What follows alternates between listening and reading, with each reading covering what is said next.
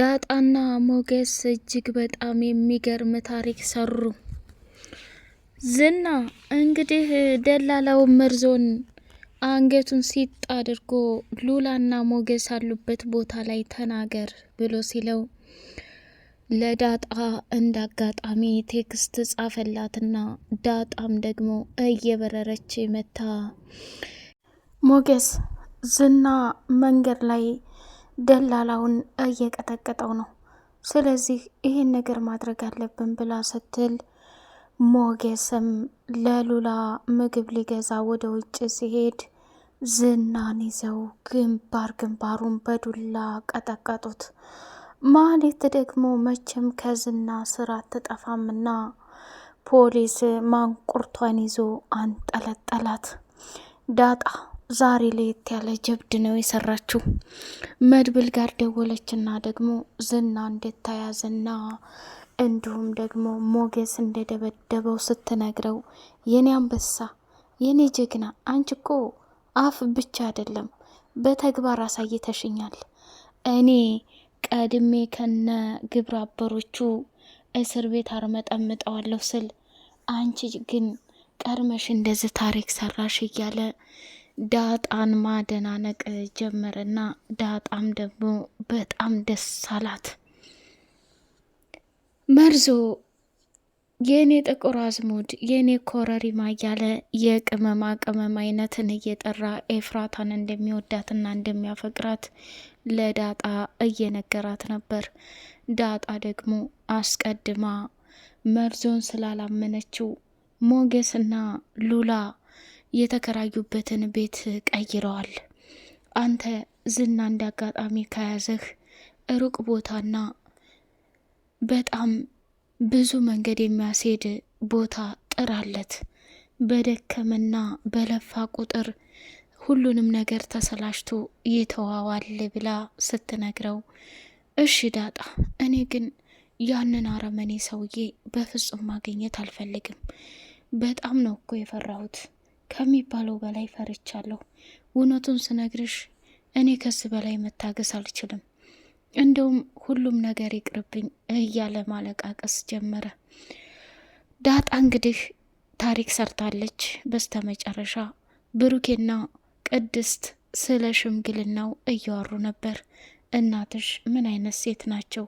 ሽምግልናውንስ ባይቀበሉን የኔና አንቺ የፍቅር ጥግ እዚሁ መቅረቱ ነው እንዴ እያለ ሲላት፣ እሷም ደግሞ ብሩኬ በጭራሽ የኔ ቤተሰቦች ባህል ወግ አጥባቂ ናቸው።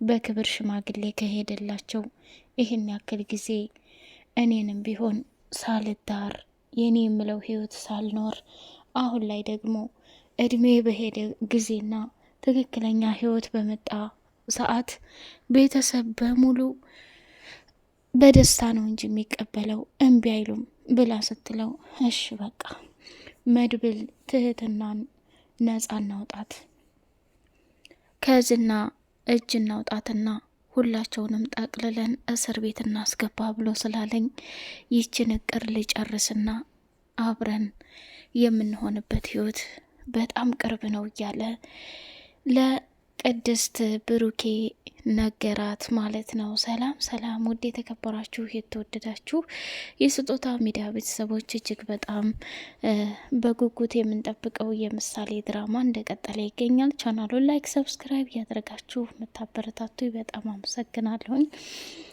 የምሳሌ መጨረሻ እንግዲህ እጅግ በወሬ ተሞልታ ለቅድስቴ አሟታል እና ሾርባ መስራት አለብን ብላ ከዳጣ ጋር ክችን ገብተው ጉድ ጉድ እያሉ ይገኛሉ። ዳጣም ደግሞ ምንም መስራት ስለማትችል ምሳሌ እኔ እሰራዋለሁ፣ ዳጣ አንቺ ምንም መስራት አትችይም፣ ሁሉንም ነገር እኔ እንደነገሩ አደርገዋለሁ ብላ ምሳሌ ለቅድስት ሾርባ መሰራራት ጀመረች። ዳጣ ደግሞ ተንኮልና ክፋቷ እኔ ምልሽ አሁን አንቺ ለቅድስት ሾርባ የምትሰሪው እሷ መሆኗ ነው ምናምን ስትላት፣ አሟታል እኮ ዳጣዬ ምን ሆነሻል? እኔ ደግሞ እሷን የማገዝ ግዴታ አለብኝ። ስለዚህ ምንም ቢሆን ምንም ዳጣ ምን ሆነሻል ሙያ ልመዢ እያለች ቅድስት ማናት ምሳሌ መናገር ጀመረች።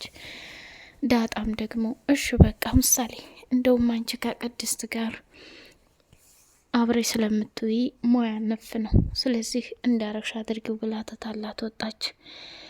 ቅድስት እንግዲህ የሽምግልናውን ነገር ከተመካከሩ በኋላ ጋሼ የማህሌት ዕጣ ፈንታ በቃ ይሆንን ይሄ ማለት ነው፣ ያ ሁሉ ክብር ዝና፣ አንተም ለረጅም ጊዜ እሷን አግብታት የምሳሌ እናት ከሞተች በኋላ ስንቱ ነገር አለፈ፣ መጨረሻ ላይ ዕጣ ፈንታዋ እንደዚህ ሆኖ ይቅር እያለች ስትለው፣ ይኸውልሽ የክፉ ሰው መጨረሻ አንዴ ሁለቴ ፈጣሪም እንትን ይሰጥሻል። ያንን እድልሽን ካልተጠቀምሽ መጨረሻሽ ይሄ ነው የሚሆነው እያለ ነገራትና በጣም ጋሼ በጣም የምትገርም ናት እትዬ እኮ ይህን ያክል መስዋዕትነትና ዋጋ የከፈለችበት የለፋችበት ቤቷ በመጨረሻ ላይ ግን ጎዳና ለጎዳና መሆኗስ አያሳዝንም ብላ አለችው።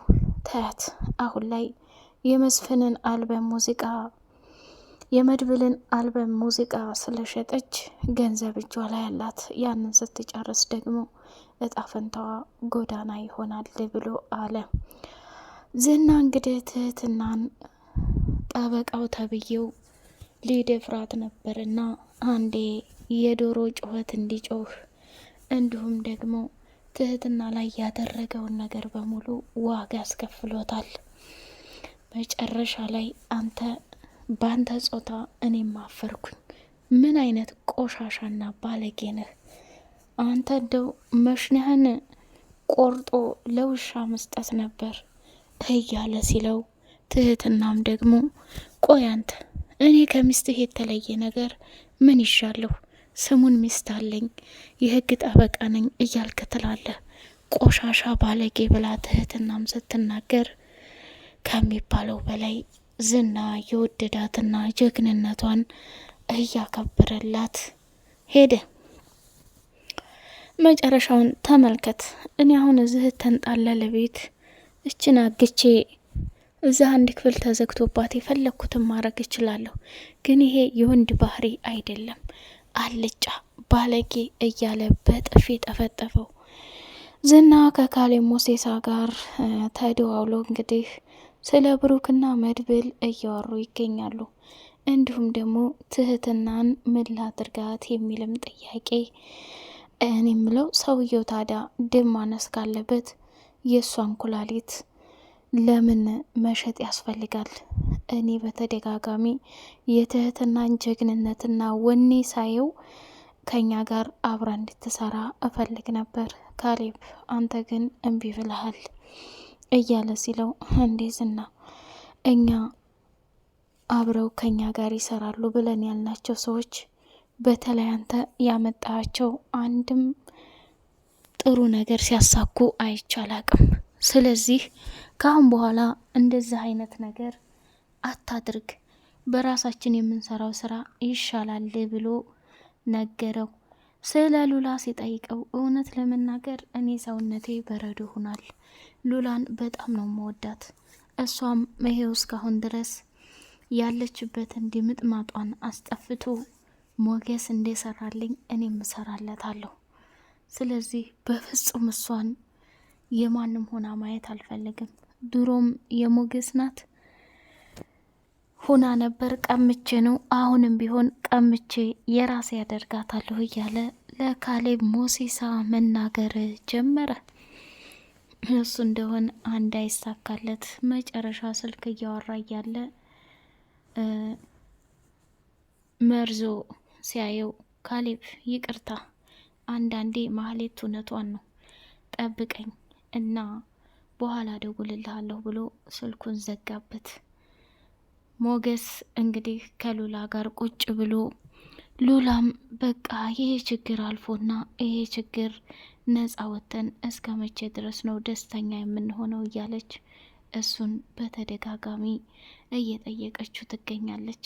ሞገስም ደግሞ ሉላዬ እመኒ፣ አሁን ፍርሃትና ጭንቀት ሁሌ አዲስሽ አይሁን፣ ሁሉንም ለምደነዋል፣ ሁሉንም አየ ነው። ካሁን በኋላ የሚቀየርም የሚለወጥም የለም። ስለዚህ እመኒ፣ ሁሉም ነገር ነፃ ሆኖ ገንዘባችን ተመልሶ ዝናም እርሜ ልኩን ተርመጥምጦ እኔና አንቺም በነፃነት ወጥተን የምንገባበት ጊዜ ቅርብ ነው እያለ ለእሷ ሞራን ሰጣት ማለት ነው። እጅግ በጣም የሉላ መጨረሻ ያሳዝናል። ሲቀጥል እሷም ደግሞ ወደ ውጭ ዘኸኝ ሄድ፣ እኔ የምፈልገው የተገዛ ምግብ መብላት ሳይሆን ውጭ ወጥቼ አየሩን ንፋሱን ማየት ነው የምፈልገው እያለች እያስቸገረ ትገኛለች። የእሷን ሞራል ለመጠበቅ ሞገስም እየተጨናነቀ ይገኛል ማለት ነው። መድብል በስተመጨረሻ ምን ቢያስብ ጥሩ ነው? መድብል እሱ በጣም በሚገርምና በሚደንቅ ሁኔታ እጅጉን ሞገስ ያንን ያልከውን ነገር መጨረስ አለብን። በቃ የዝናና የካሌብ ሞሴሳ መጨረሻ መቋጨት አለበት። ትህትና ስለምታስፈልገን ዛሬ ማታና ቶሎና መቼ መሄድ እንዳለብን እና ይሄን ነገር ማድረግ እንዳለብን መመካከር ስላለብን እና ቶሎና ቤት ሁሉንም እናውራ ብሎ ሲለው እሺ እመጣለሁ፣ ሁሉንም ነገር እንጨርሰዋለን ብሎ አለ። ሞገስ ግን የተሰማው ስሜት በጣም ከባድ ነው። ብሩክንም ለማውጣት እንዲሁም ደግሞ አሁን ደግሞ ዝናን ለመፋለም ደፋ ቀና ሲሉ እኔንስ ለምን እንትን አይሉኝም የሚል በውስጡ አድሮበታል ማለት ነው። ግን ምንም ማድረግም አይቻልም። ዝናን ጠቅላላ ወጥመድ ውስጥ ለማስገባት የፈለጉት ትህትና የያዘችውን መረጃ በሙሉ ለፖሊሶቹ እንዲሰጥ እንዲትመሰክር እሷን ነጻ ለማውጣት ነውና ሞገስም ደግሞ በያዘው ጠበቃ መሰረት እጨርስልሃለሁ ብሎ ስላለው ያችኑ ገንዘቡን እየጠበቀ እና በጉጉት ሉላን ዘና ፈታ ለማድረግ ያስባል ማለት ነው። ለዛም ነው ዝና እንግዲህ የመጨረሻው ሰዓት እንደደረሰበት ይታያል። ሲቀጥል መድብልም ደግሞ ወይኔ ጉዴ ዘንድሮማ ይሄን ነገር ሳላሳካ እኔ በሰላም አልተኛም። አንተን እስር ቤት ጋር መጠመጥኩኝ በኋላ ሞገስንና እንዲሁም ደግሞ ብሩኬን ድል ባለ ሰርግ የምድር ይሆናል እያለ መናገር ጀመረ። ሞገስም ችግር የለውም ወንድሜ፣ ማታ መተን ሁሉንም እናወራዋለን ብለው ተነጋገሩ። በቀጣይ ፓርት እስከምንገናኝ ቻናሉን ላይክ፣ ሰብስክራይብ እያደረጋችሁ አበረታቱኝ። ሰላም አለይኩም ወራህመቱላሂ ወበረካቱ።